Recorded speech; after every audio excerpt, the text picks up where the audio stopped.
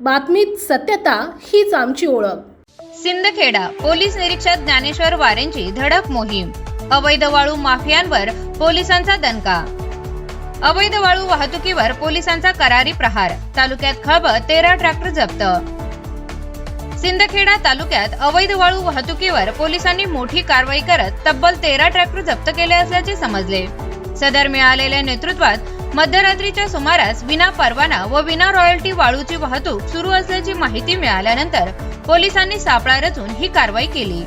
ही धडक कारवाई सिंदखेडा पोलीस स्टेशनच्या पथकाने पोलीस निरीक्षक ज्ञानेश्वर वारे यांच्या मार्गदर्शनाखाली केली। सुलवाडे, अक्कडसे, पाटण, आर्वे, शेवाडे, चिलाने, वरपाडा, सुखवाद तसेच चिरणे, कादाने आदी गावांच्या परिसरातून वाळूची वाहतूक होत असल्याचे उघड झाले।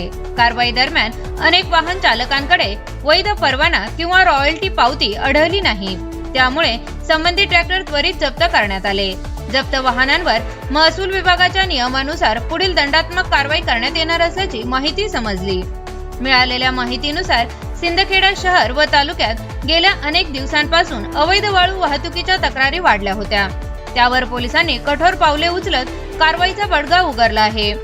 पोलीस निरीक्षक ज्ञानेश्वर वारे यांच्या नेतृत्वाखाली या कारवाईमुळे वाळू तस्करांमध्ये खळबळ उडाली असून अवैध धंद्यांना आता चाप बसण्याची शक्यता व्यक्त होत आहे। स्थानिक नागरिकांकडून या कारवाईचे स्वागत करण्यात येत असून भविष्यातही अशी सातत्यपूर्ण मोहीम राबवावी अशी मागणी होत आहे।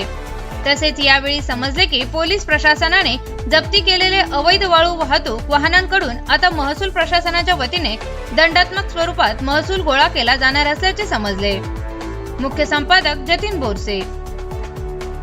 आपल्या परिसरातील महत्त्वाच्या बातम्या पाहण्यासाठी आजच आमच्या JBTV न्यूज चॅनलला YouTube वर सबस्क्राइब करा आणि बेल आयकॉन प्रेस करा।